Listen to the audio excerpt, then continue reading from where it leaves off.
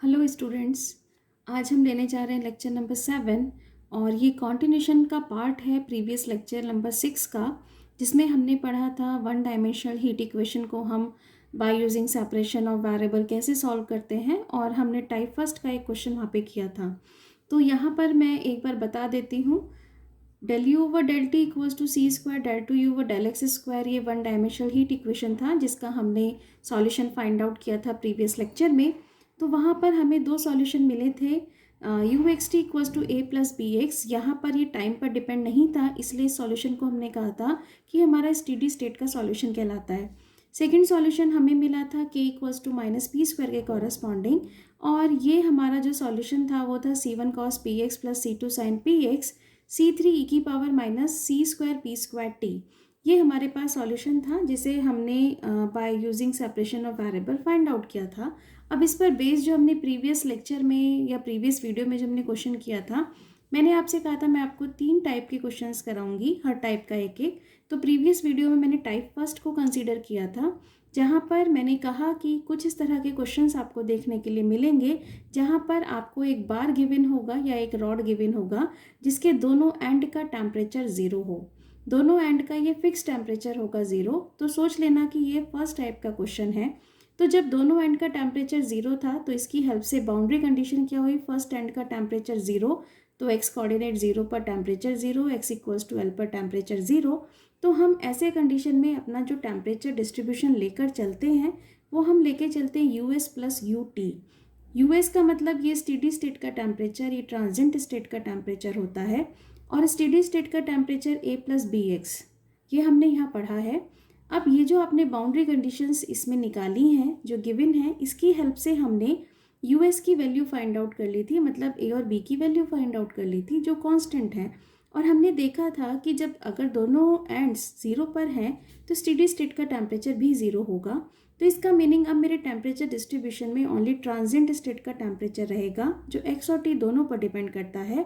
तो इसका मीनिंग अगर मेरा रॉड के दोनों एंड 0 पर हैं तो मैं वहाँ पे डायरेक्टली सॉल्यूशन कंसीडर कर सकती हूँ ट्रांजिएंट स्टेट का। जो सॉल्यूशन था C one cos P X plus C two sine P X C three E raise to the power minus C square P square T, और इस पर बेस्ड हमने क्वेश्चन किया था। इस वीडियो में मैं आज सेकेंड और थर्ड टाइप लेने जा रही हूँ। तो सेकेंड टाइप का जो हमारे पास है, तो सेकेंड टाइप पर हम आते हैं। तो सेकेंड टाइप हम यहाँ डिस्कस कर रहे हैं। सेकेंड टाइप है when both ends of rod are perfectly insulated. ये आपको क्वेश्चन में मिल जाएगा देखने के लिए कि अगर इस तरह का कोई सेंटेंस गिवन है कि दोनों एंड्स परफेक्टली इंसुलेटेड हैं, तब हम वहाँ बाउंड्री कंडीशन क्या लेंगे या सॉल्यूशन हमारा किस तरह से कन्वर्ट होगा। तो अगर हम कह रहे हैं कि हमारे दोनों एंड्स परफेक्टली इंसुलेटेड हैं, तो इसका मीनिंग है कोई भी हीट पास नहीं होगी दोनों साइड से। तो ऐसी कंडीशन में जो हम बाउंड्री कंडीशन लेते हैं, del you upon del x, इस एंड पर del you upon del x की वैल्यू 0 रहेगी। इसी तरीके से सेकेंड एंड पर del u over del x 0 रहेगा, second end where x equals to l पर। तो ये जो हमारे पास परफेक्टली इंसुलेटेड अगर एंड्स गिवन है तो ये हमारी बाउंड्री कंडीशंस रहती हैं। इसके बाद जब हम टेम्परेचर डिस्ट्रीब्यूशन लेते हैं तो हम हमेशा दो टर्म लेते हैं, एक यूएस एक UT. US is steady state and UT is transient state, जो हमने प्रीवियस लेक्चर में भी अभी पढ़ा है। तो अगर मेरे पास ये बाउंड्री कंडीशन है तो इन बाउंड्री कंडीशन पर स्टेडी स्टेट के टेम्परेचर में क्या चेंजेस आएंगे वो मैं आपको दिखा रही हूँ। आगे हम इसका डायरेक्टली यूज़ कर लेंगे। सो यूएस आपने लिया ए प्लस बी एक्स, ये स्टेडी स्टेट का टेम्परेचर है। अब आप फर्स्ट बाउंड्री कंडीशन अगर अप्लाई कर रहे हैं तो आप इसको with respect to x differentiate कर दें। With respect to x differentiate करेंगे तो आपको ये वैल्यू मिलेगी बी। अब आप इस पर फर्स्ट बाउंड्री कंडीशन अप्लाई करें कि del you upon del x तो 0 है एट एक्स इक्वल्स टू 0 पर, सो 0 इक्वल्स टू बी। तो आपको एक कांस्टेंट की वैल्यू मिल गई कि बी की वैल्यू क्या है, 0। अगर बी की वैल्यू 0 है तो मेरा जो स्टेडी स्टेट का टेम्परेचर है वो कन्वर्ट हो गया u s equals to a, meaning ये टेम्परेचर कांस्टेंट है। Steady state temperature constant a मैंने कांस्टेंट लिया हुआ है तो ये कांस्टेंट रहा। तो अब अगर हम टेम्परेचर डिस्ट्रीब्यूशन लेकर चलेंगे क्वेश्चंस के अंदर जहां हमें परफेक्टली इंसुलेटेड एंड्स गिवन है, तो हम वहाँ डायरेक्टली लेके चल सकते हैं you x T equals to A plus you T transient state का है जो हम ऑलरेडी पढ़ चुके हैं, C one cos P X plus C two sine P x and C3 e raise to the power minus C square P square T. तो ये हमारे पास जो टेम्परेचर रहेगा ये हमारा परफेक्टली इंसुलेटेड के केस में है। तो इस पर बेस्ड हम एक एग्जांपल देखते हैं जो हमारा 2015 में एग्जांपल भी आया है AKTU में। क्वेश्चन है the temperature distribution in a bar of length pi. इसका मीनिंग यहाँ आपको एक बार गिवन है जिसका लेंथ उसने प्रोवाइड करा दिया है यहाँ पर पाई। ये पाई लेंथ का है। तो फर्स्ट एंड अगर मैं कंसिडर कर लूँ ओरिजिन पर एंड A एंड B, तो A के कोऑर्डिनेट्स मीनिंग x 0 हो जाएगा और यहाँ x की value pi, which is totally insulated at ends. ये जो बार है ये एंड्स पर टोटली इंसुलेटेड है। तो अगर उसने कह दिया कि टोटली इंसुलेटेड है एट एंड्स, तो यहाँ पर जो बाउंड्री कंडीशंस बनती हैं ये बाउंड्री कंडीशंस बन गई। अगर मैं फर्स्ट एंड की बात करूँ so del you upon del x meaning कोई भी हीट पास नहीं होगी। Del you upon del x is 0 first end at x equals to 0 पर, और del you upon del x is equals to 0 at second end, और second end है मेरा x equals to pi पर। These are boundary condition. इसका मैंने नाम दे दिया condition A and condition B। अब हम आगे पढ़ते हैं क्वेश्चन को। And initial temperature distribution is 100 cos x। Initially उसने कह दिया, इनिशियल मीनिंग टाइम पर डिपेंड हो गई कंडीशन। तो इनिशियल हम पढ़कर लिख सकते हैं, उसने कहा इनिशियल टेम्परेचर डिस्ट्रीब्यूशन। तो इनिशियल टेम्परेचर कह रहा है तो initial condition at t equals to 0 पर टेम्परेचर उसने जो दिया है ये टेम्परेचर गिवन है 100 cos x। तो मैं इसे कंबाइन करके कंडीशन को ऐसे भी लिख सकती हूँ ux0 equals to 100 cos x। This is condition C। अब मुझे इनकी हेल्प से सॉल्यूशन फाइंड आउट करना है। अब क्वेश्चन पढ़कर पता चलता है कि क्वेश्चन टाइप 2 का है, तो हम ये डायरेक्टली सॉल्यूशन लेकर चल सकते हैं। जो भी मैंने आपको ये सॉल्यूशन बताया है इसी सॉल्यूशन को हम लेकर चल रहे हैं। तो सॉल्यूशन मेरे पास आता है uxt this is equals to a plus c1 cos px plus c2 sin px c3 e raise to the power minus C square P square t. This is equation number 1। First boundary condition अगर apply करनी है तो मुझे del you upon del x required है। तो मैं इसको differentiate कर रही हूँ with respect to x.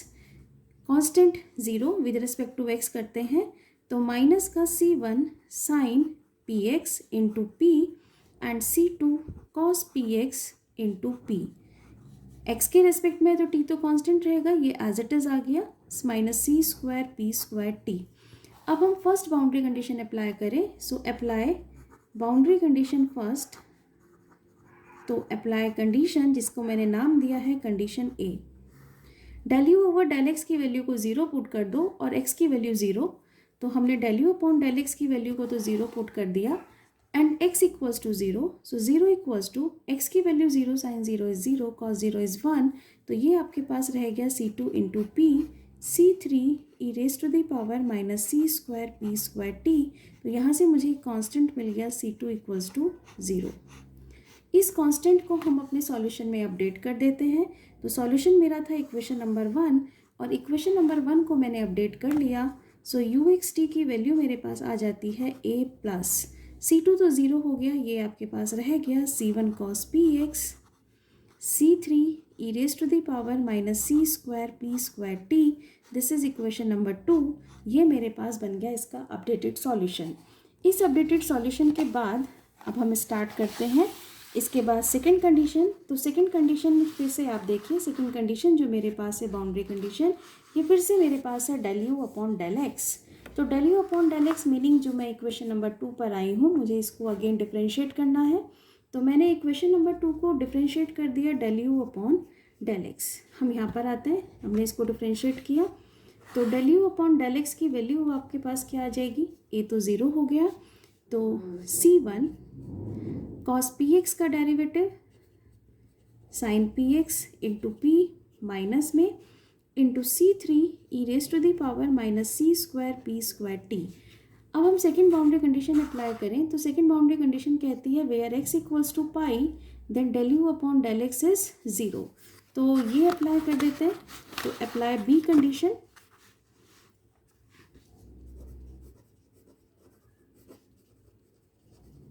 Apply condition B, del u अपॉन del x is 0 where x equals to pi, तो x के प्लेस पर पाई पुट करते हैं, माइनस का c1 sine p into pi into p c3 E raise to the power minus C square P square T. तो देखिए अब मेरे पास जो यहाँ से कंक्लूजन निकलेगा, सॉल्यूशन को ध्यान रखिए, सॉल्यूशन है सेकंड, तो c1 0 नहीं हो सकता, ये फैक्टर 0 नहीं हो सकता जो आपको यहाँ नज़र आ रहा है, तो हम यहाँ पर लेने जा रहे हैं साइन पी पाई, तो कंक्लूजन निकलता है कि साइन पी पाई 0 होगा, this is equals to sine N pi, so P pi की वैल्यू आपको मिल जाती है एन पाई, इसका meaning p equals to N, p की वैल्यू आपको मिल गई n, और इसे अब अपने सॉल्यूशन में अपडेट करते हैं, तो हम इक्वेशन नंबर 2 हमारा लास्ट अपडेटेड सॉल्यूशन था, तो इक्वेशन 2 को अपडेट करके लिख लेते हैं।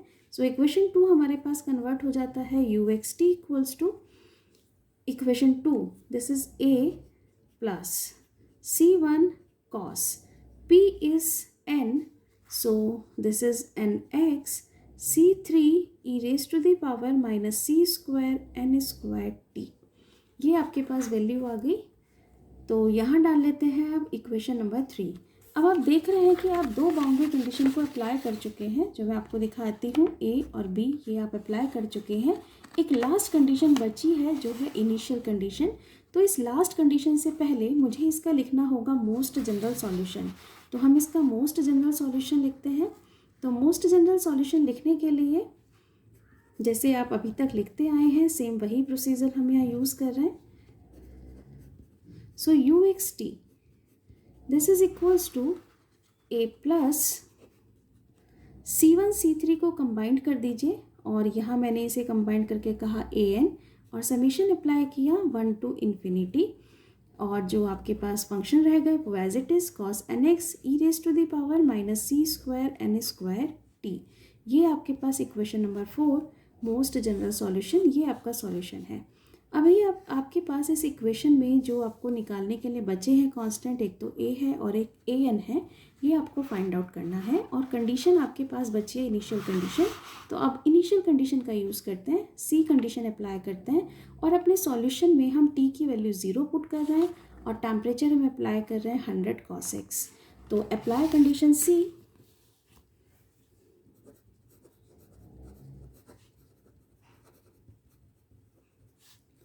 ये आपके पास है, तो टेम्परेचर आपको दिया है 100 cos x at t equals to 0 पर, तो u की value 100 cos x, t equals to 0 put किया, a plus summation a n, t अगर आप 0 ले रहे हैं cos n x t 0 e की पावर 0 इज़ 1, वेयर समेशन है 1 टू इन्फिनिटी। अब देखिए हम यहाँ पर इसको एक्सपेंडेड फॉर्म में लिख रहे हैं, सो a plus n is 1, so a1 cos x plus a2 cos 2x up to so on, और लेफ्ट हैंड साइड है 100 cos x, दोनों साइड cos की टर्म मुझे नज़र आ रही है, क्वेश्चन बहुत सिंपल है, डायरेक्टली कंपैरिजन से आंसर आप निकाल सकते हैं। कैपिटल एक अकेली कांस्टेंट टर्म है और लेफ्ट हैंड साइड में ऐसा कोई अकेला कोई कांस्टेंट टर्म नहीं है, तो bye comparison a is 0। Next है a1 cos x और 100 cos x, ये डायरेक्टली कंपेयर हो गया, cos x का कोफिशिएंट इज़ a1 और इधर cos x का coefficient is 100, so a1 is 100। cos 2x मेरे पास और कोई टर्म लेफ्ट हैंड साइड नहीं है, तो इसका meaning a2 a3 a4 up to so on, ये सारी टर्म्स मेरे पास क्या है 0 है। अब इस जो भी आपने यहाँ रिजल्ट निकाले हैं वो इक्वेशन नंबर 4 में पुट कर दें, क्योंकि ये मोस्ट जनरल सॉल्यूशन था, तो इक्वेशन नंबर 4 को हम अपडेट करते हैं, और ये अब आपके पास बन गया you x T equals to capital a is 0, और इस समेशन का एक्सपेंडेड फॉर्म लिख रहे हैं, n इज़ 1, तो फर्स्ट हम आप लिखेंगे a1 cos x, n is 1, so e raise to the power minus का c square t, plus second term a2 cos 2x e raise to the power minus c square, n is 2, 2 का square is 4 into t up to so on. आप देख रहे हैं आपके पास सिर्फ a1 है, बाकी सब कोफिशिएंट आगे के 0 है, तो इसके आगे की सारी टर्म मेरे पास 0 होंगी, ओनली a1 की वैल्यू हम पुट कर रहे हैं 100, तो हमारे पास आंसर आ जाता है u x T equals to 100 cos x e raise to the power minus का सी स्क्वायर टी। ये मेरे पास आ गया इसका फाइनल आंसर। आई थिंक आपको टाइप 2 क्लियर हो गया होगा। अब हम इसके बाद लेने जा रहे हैं टाइप 3 के क्वेश्चन। सो टाइप 3 हमारे पास है when both ends are not at zero, meaning दोनों एंड का टेम्परेचर इस बार नॉन ज़ीरो होगा। जैसे हमने टाइप फर्स्ट में पढ़ा था कि दोनों एंड का टेम्परेचर ज़ीरो है, टाइप 2 में पढ़ा कि दोनों एंड परफेक्टली इंसुलेटेड है। लेकिन जो थर्ड टाइप है ये क्या है कि जो दोनों एंड्स हैं इनका टेम्परेचर नॉन ज़ीरो होगा। तो हम बिल्कुल स्टार्टिंग वैसे ही करेंगे कि यू एक्स टी हम लेंगे, steady state temperature and transient you s plus you t. U S आपको पता ही है ए प्लस बी एक्स लेते हैं, और यू टी भी आपको पता है C one cos B X P X plus C two sine P X, C three E raise to the power minus C square P square T. तो हर बार हम दोनों टाइप में क्या कर रहे हैं, हम सबसे पहले बाउंड्री कंडीशंस का यूज़ करके यू एस की वैल्यू निकाल लेते हैं। तो यहाँ पर भी जो हमें क्वेश्चन में बाउंड्री कंडीशंस गिवन होंगी उसके अकॉर्डिंग पहले हम यू एस निकाल लेंगे, उसके बाद हम कंप्लीट सॉल्यूशन लिखेंगे you s plus U T, और 1 बाय 1 कंडीशन अप्लाई करके कांस्टेंट निकालते जाएंगे। तो इसको मैं एक एग्जांपल के थ्रू एक्सप्लेन कर रही हूँ। देखिए यहाँ पर हम इसका एक एग्जांपल ले रहे हैं। The ends A and B of a rod of length 20 centimetre, यहाँ उसने रॉड की लेंथ दे दी 20, आर एट टेम्परेचर 30 एंड 80, दोनों एंड का टेम्परेचर 30 है और एक एंड का 80 है। Until steady state prevails, बिल्कुल इनिशियल टेम्परेचर 30 और 80, then temperature of the rod ends are changed to 40 and 60 respectively। इसके बाद टेम्परेचर फ्लो हुआ और फ्लो होने के बाद लास्ट में जाके टेम्परेचर 40 और 60 पर सेट हो गया। कहने का मीनिंग ये है and find the temperature distribution u x t given c square equals to 1। हमें टेम्परेचर डिस्ट्रीब्यूशन फाइंड आउट करना है, जहाँ उसने स्पेसिफाई कर दिया कि जो सी स्क्वायर की वैल्यू लेनी है वो 1। तो पहले सॉल्यूशन निकाल लीजिए, बाद में सी स्क्वायर की वैल्यू 1 पुट कर देना। तो स्टार्टिंग में बिल्कुल इनिशियली उसने दोनों एंड के टेम्परेचर 30 और 80 दिया अंटिल स्टेडी स्टेट प्रिवेल्स तक। इसके बाद एंड्स के टेम्परेचर चेंज होकर यहाँ फिक्स हो गए 40 और 60 पर। तो ये जो लास्ट में फिक्स हुए ये हमारे पास बाउंड्री कंडीशंस बनाएंगे। तो इसकी हेल्प से जो लास्ट में फिक्स हुए टेम्परेचर हम यहाँ बाउंड्री कंडीशंस लिख सकते हैं कि इस क्वेश्चन में हमारे पास जो बाउंड्री कंडीशन है वो क्या है, u, यहाँ पर x की वैल्यू आप 0 ले रहे हैं तो u 0 t equals to 40 and u next आपके पास आ गया 20 t, this is equals to 60। ये हमारे पास बन गए दोनों बाउंड्री कंडीशंस। अब बाउंड्री कंडीशंस के बाद इस क्वेश्चन में इंपॉर्टेंट है इसका इनिशियल कंडीशन फाइंड आउट करना, क्योंकि इनिशियल टेम्परेचर डिस्ट्रीब्यूशन गिवन नहीं है। तो लेकिन उसने इनिशियली दोनों एंड के टेम्परेचर दिए हैं, वो है 30 और 80। तो इस डेटा की हेल्प से हम initial temperature distribution find out करेंगे। किस तरीके से करेंगे, मैं यहाँ पर एक चीज़ बताती हूँ आपको। दोनों इस बार का लेंथ है 20। अगर मैं आपसे कहूँ 20 सेंटीमीटर में टेम्परेचर डिफरेंस कितना है, तो आप कहेंगे टेम्परेचर डिफरेंस है 80 माइनस 30 50 का। ये टेम्परेचर डिफरेंस है। यूनिट लेंथ पे पूछूं तो आप कहेंगे यूनिट पर आ गया 50 बाय 20 का, और ये तो यूनिट में मैंने निकाला। और मैं अगर किसी एक पर्टिकुलर पोजीशन पर पूछूं, इस पोजीशन को मैंने कह दिया x, तो इस पर आप मुझे आंसर कर देंगे 50 बाय 20 इंटू x, जैसे कि हम किया करते थे। अब ये जो आपके पास आपने निकाला है, अब इसी की हेल्प से अब आप इस फॉर्मूले को समझिए जो मैंने यहाँ लिखा है। अगर मुझे इनिशियल टेम्परेचर डिस्ट्रीब्यूशन चाहिए किसी रॉड का, तो फर्स्ट एंड के टेम्परेचर में मुझे ये टेम्परेचर ऐड करना होगा। तो वही मैंने यहाँ फॉर्मूला लिखा, initial temperature distribution of a rod is temperature at a, जो आपके पास स्टार्टिंग में 30 है, प्लस टेम्परेचर डिफरेंस मैंने लिया ही था 50, divided by length of rod, unit length के लिए डिवाइड किया था, इनटू x। तो यहाँ पर मेरे पास टेम्परेचर डिस्ट्रीब्यूशन आ जाता है, initial temperature distribution this is equals to 30 plus ये आपके पास डिफरेंस आ गया 50 by 20 into x, this is equals to 30 plus 5 by 2 into x initial temperature distribution. ये आपके पास कंडीशन बन गई initial condition, this is initial condition.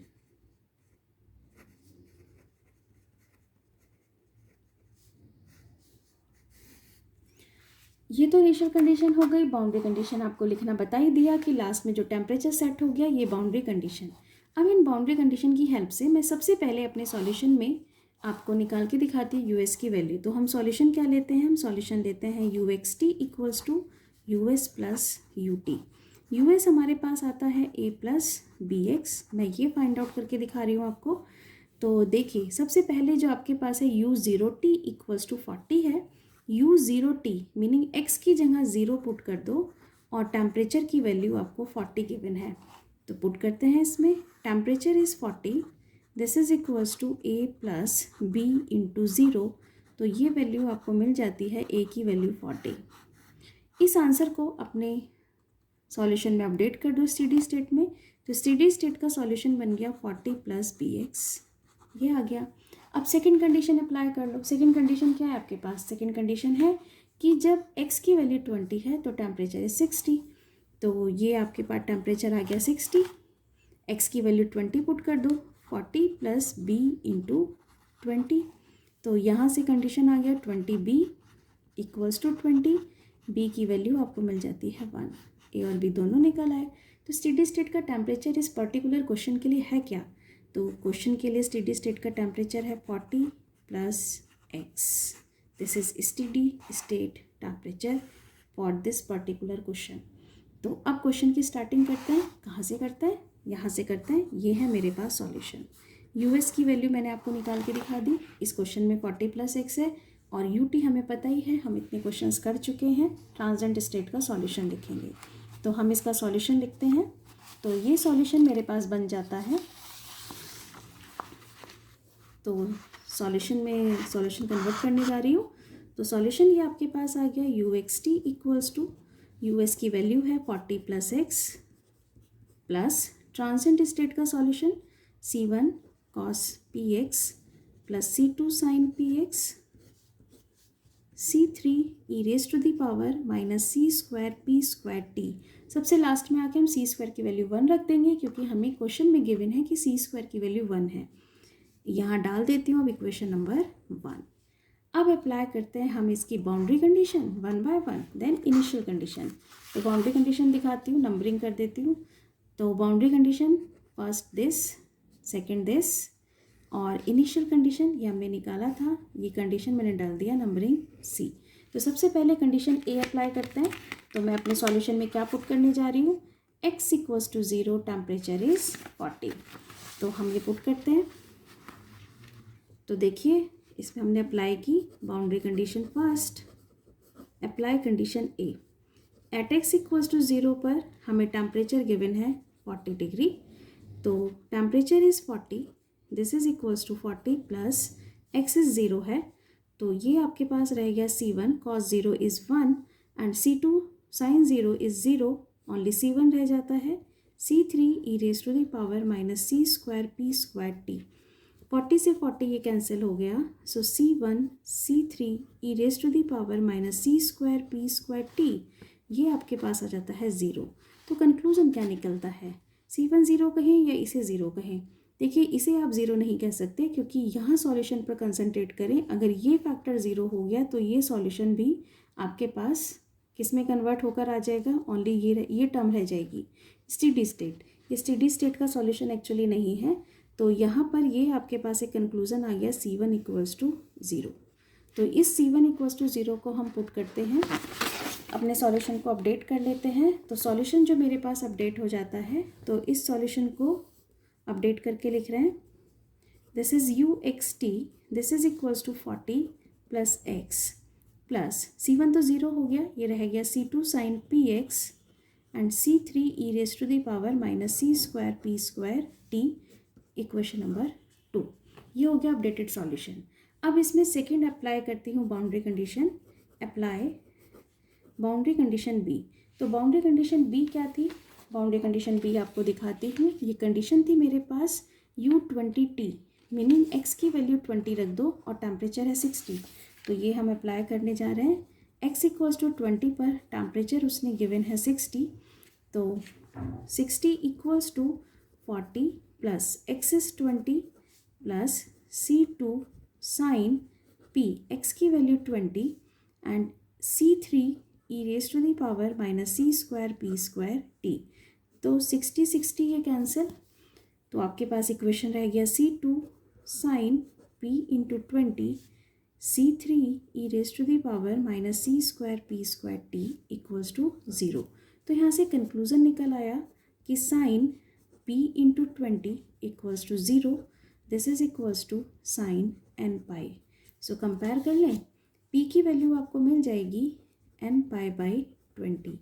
अब इसको आप अपने सॉल्यूशन में फिर अपडेट कर दें, और लास्ट अपडेटेड सॉल्यूशन इक्वेशन 2 था, इसको आपने अपडेट किया तो ये सॉल्यूशन कन्वर्ट हो गया UXT, this is equals to 40 plus x plus C2 C3, ये लिख दिया मैंने C2 C3 एक साथ, और साइन P की वैल्यू रख रही हूँ n pi by 20 into x e raise to the power minus C square P square meaning n square pi square by 400 into T।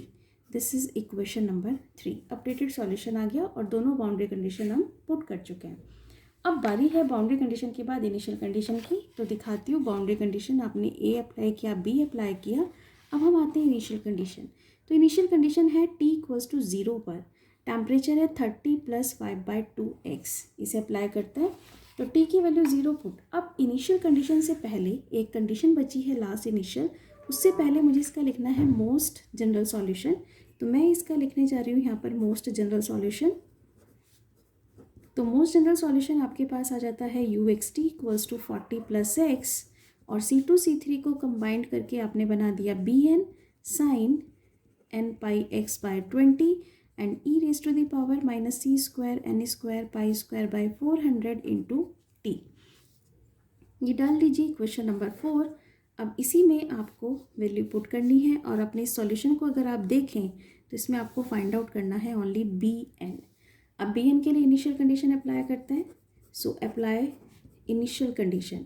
Initial condition के अकॉर्डिंग जो हमें डेटा गिवन है वो है UX0, ये हमारे पास वैल्यू हमने निकाली थी 30 प्लस 5/2 इंटू x।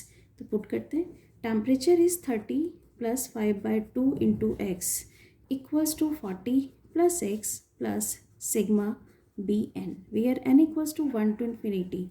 T की वैल्यू 0 है, तो अपने सॉल्यूशन में T जैसे ही 0 रखोगे तो e की पावर 0 1, सिर्फ साइन रह जाएगा, और ये रह गया sign n pi x by 20। अब यहाँ पर देखिए ये साइन है, और अगर मैं इसको इधर ले जाके सिंप्लीफाई कर दूँ तो ये मुझे क्या मिलेगा, 30 minus 40 is minus 10 and 5/2x minus x is 3/2x minus 10। This is equals to summation BN sine n pi x by 20। ये रह गया। अब मुझे सोचना है हर बार की कंपैरिजन या फॉरियर, तो यहाँ देखकर क्या लगता है, क्या कंपैरिजन पॉसिबल होगा, यहाँ साइन है यहाँ साइन नहीं है, तो ये कंपैरिजन का क्वेश्चन नहीं है, ये क्वेश्चन आता है फॉरियर। तो यहाँ पर आप अप्लाई करने जा रहे हैं इसे फाइंड आउट करने के लिए हाफ रेंज साइन सीरीज। तो हाफ रेंज साइन सीरीज का हम डायरेक्टली फॉर्मूला अप्लाई करते हैं। सो BN इक्वल्स टू 2/L। अब लेंथ कितना दिया है रॉड का, तो लेंथ इसमें देखिए रॉड का जो लेंथ गिवन है वो है 20, तो 2/L meaning 2/20 integration 0 to L meaning 0 to 20। fx ये रखा आपके पास, fx आपके पास आ गया 3/2x माइनस का 10 into sine n pi x by 20 dx। अब इंटीग्रेशन बाय पार्ट्स कर सकते हैं और डायरेक्ट इंटीग्रेशन कर सकते हैं। तो बाय पार्ट्स अगर करना है तो आपको फर्स्ट और सेकंड फंक्शन लेने होते हैं आइलेट के अकॉर्डिंग। तो आइलेट के अकॉर्डिंग अगर आप चूज़ करें तो ये फर्स्ट फंक्शन होगा और ये सेकंड फंक्शन होगा। फर्स्ट फंक्शन मेरा यहाँ टर्मिनेटिंग फंक्शन है, तो मैं इसका डायरेक्ट इंटीग्रेशन यहाँ अप्लाई कर रही हूँ। तो 2/20 को मैंने लिखा 1/10। First function as it is 3/2x minus 10, second का इंटीग्रेशन तो माइनस का cos n pi x by 20 divided by n pi by 20। minus sign,